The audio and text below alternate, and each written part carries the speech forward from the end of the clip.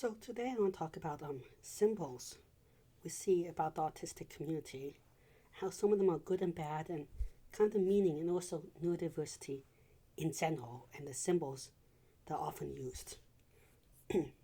So first, let's get out rid of the really bad color that's often associated with autism, and that is blue. Why do I say blue is a bad color? Well, the whole idea about blue was that blue was not made by us. It was made by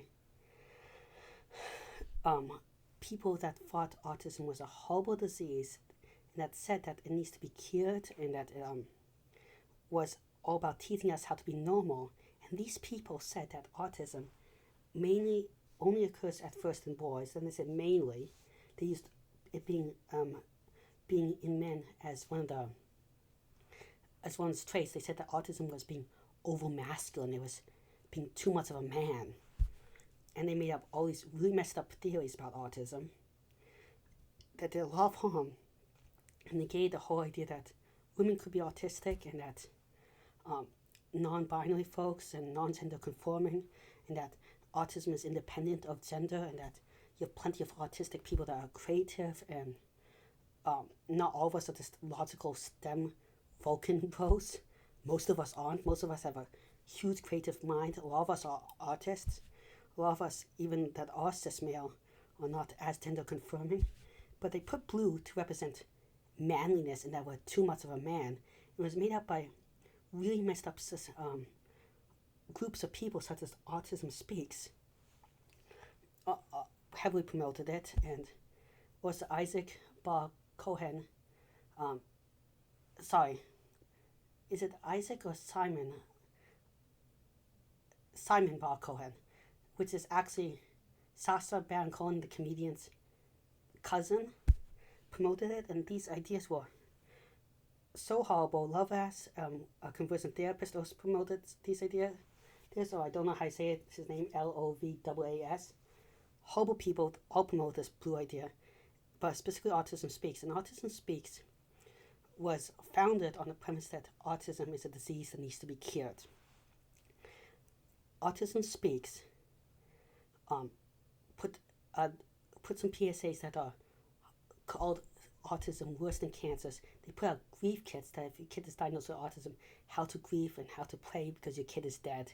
They talked about how all your problems are massive because your kid is autistic, and more. The current chair leaderships includes the head of Goldman Sachs, CEO, a bunch of heads of banks, major financial ones, heads people from the Walmart family, all a bunch of millionaires and billionaires. None of them are autistic, and none of them, a lot of them have violently anti-LGBTQ plus history, and a lot of them, and they also get a lot of money from it, and they donate almost no money. And then Autism Speaks is the one that promoted blue even more with their Light Up Blue campaign, where they would make huge buildings and light them up blue around the world, and spread and make people carry blue pumpkins for autism, and do all these stuff with blue around the world, and they'll spend millions of dollars on stuff promoting acceptance, which is what we need. And these awareness campaigns that they did, and autistic people do not like awareness. We want more acceptance. The idea about these awareness campaigns is, as autistic people, we say that awareness oftentimes is not what we need or what helps us. Saying that a person's autistic without them probably saying itself can lead to many things. They would make badges and stuff to say that the kid's autistic. But as we don't have good evidence, but with data, but strong anecdotal from my personal life experience, my friends, hearing stories, is that telling a cop that you're autistic, telling people in authority or power or medical ones, they take you less seriously. I know from my experience that if you say to a doctor you're autistic, they just don't listen to your symptoms. You hear it all the time in the ones. You hear them, I know from ones with cops. It's horrible, and everyone, as soon as they find out you're autistic, they won't listen to you. It happens to everyone. It's even worse for POCs. So it's not something to proudly advertise that this person's autistic, especially if you're doing the whole game where you're making it sound like a horrible disease. And these groups then promote a bunch of anti-LGBTQ plusing that we don't understand gender or sexuality, and they actually, autism speak, holding how we don't know how to socialize and make proper eye contact and social norms, so we don't understand gender or sexuality. And it's just like, why do we need to conform to stereotypical gender roles and sex roles? And yes, we can. It's so emphasizing. So that's just a little bit about all the messed up with thing blue, and it got even more messed up when they blew pumpkins and stuff for trick-or-treating for autistic people, which we should not advertise. You also should not, also like, why should we advertise about autistic to be treated as a decent human being?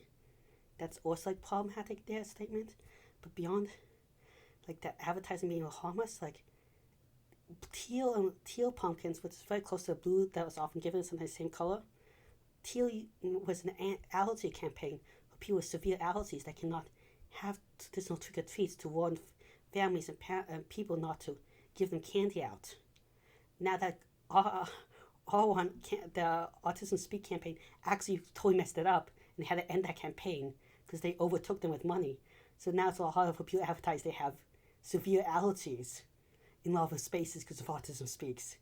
So it actually might have led to a couple deaths, which is if someone from food allergies trick-or-treating, which happens every year, but I can't directly link it. That's consensus right there, directly, but it definitely messed up some food allergy campaigns. So then Autism Speaks then promoted a very bad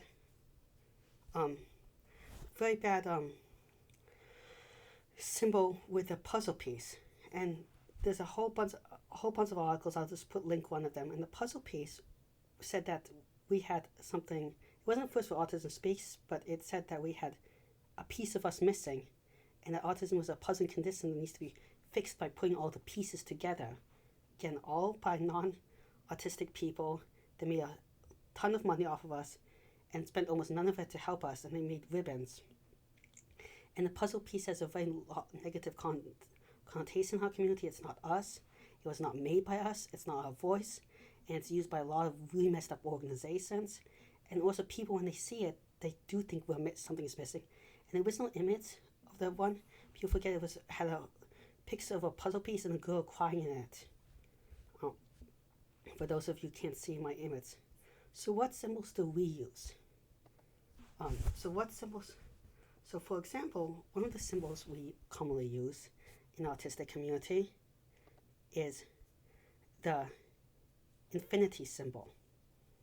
So the infinity symbol is, so it's like, or the infinity, or the upside down, sideways 8 loop, you can also call it.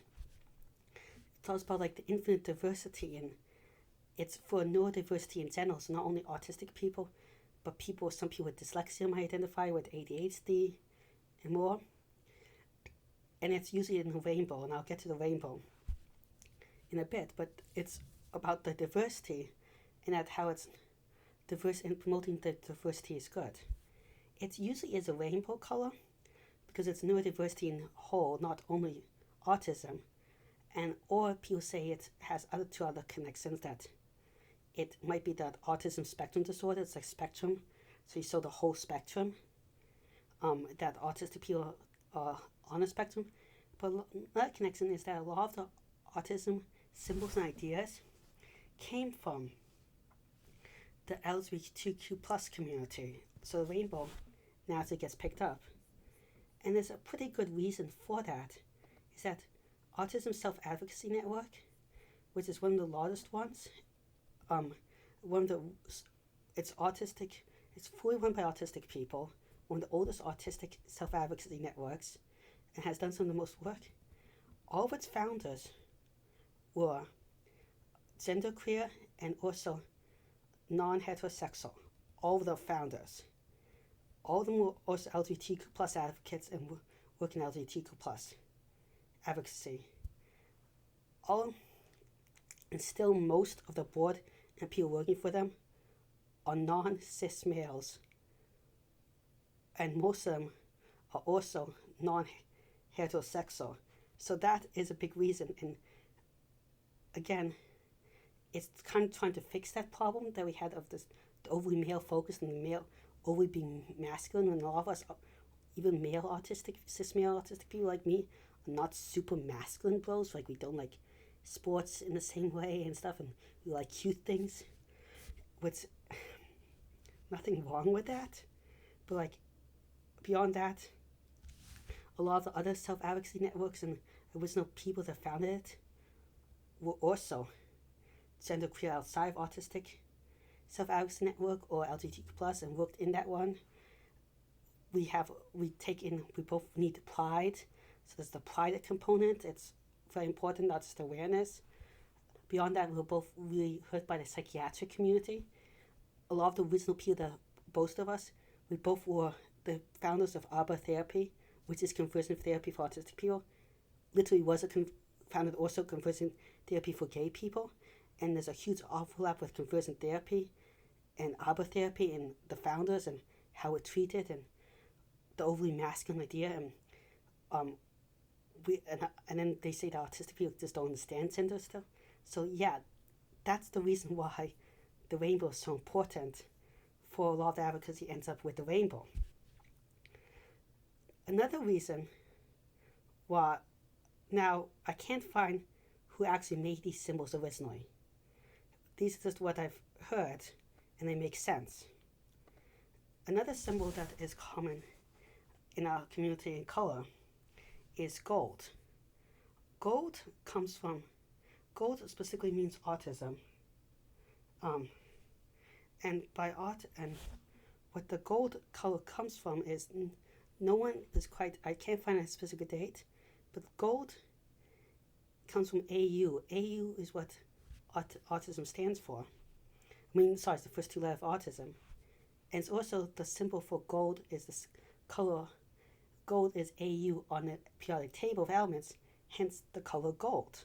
It's also not blue, and they use a darkest gold, not the bright shiny one, to make it more sensory friendly. Also, a lot of autistic people choose to add AU, usually with like a carrot shape above the A and the U, into them as a middle name or as a last name, because to represent their pride in being autistic. And that furthers the symbolism of gold and autism. And also gold is something very valuable, like identity is. Another color you see in neurodiversity a lot, but not a lot, but sometimes is red. Red is usually, it's sometimes associated with autism because red is not blue and they came up with it. But a lot of people associate more with ADHD, but I really haven't seen it as strong a hold as gold in the autistic community as red in the ADHD community. But I've seen both gold infinity symbols and red infinity symbols for specifically when we're addressing autistic things. The gold infinity symbols are used. The red infinity symbol is sometimes used when you're specifically addressing ADHD things instead of the whole community. Then there's also purple, where some people made purple instead of blue, trying to make it slightly more friendly, but still based on blue.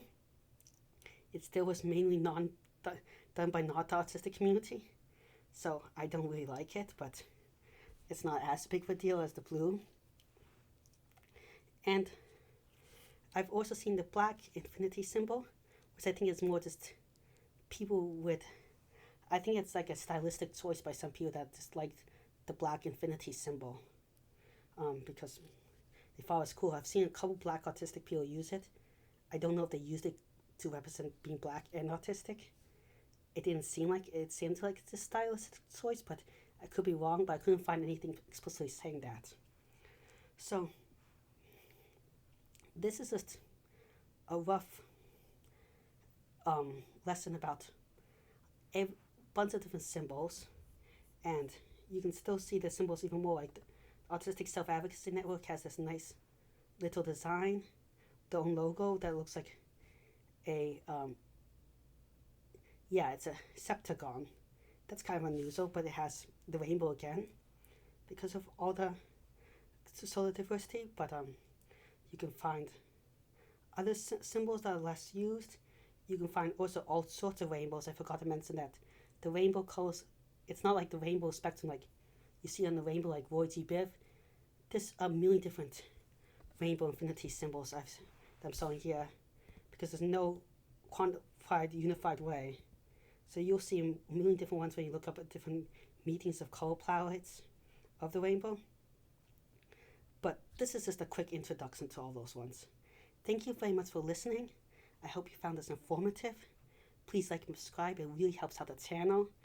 And if you have any questions or comments, please leave them in the comment section below, or feel free to DM me if you have my contacts. Thank you, goodbye. And I'm trying to reach 1,000 subscribers, so please like and share.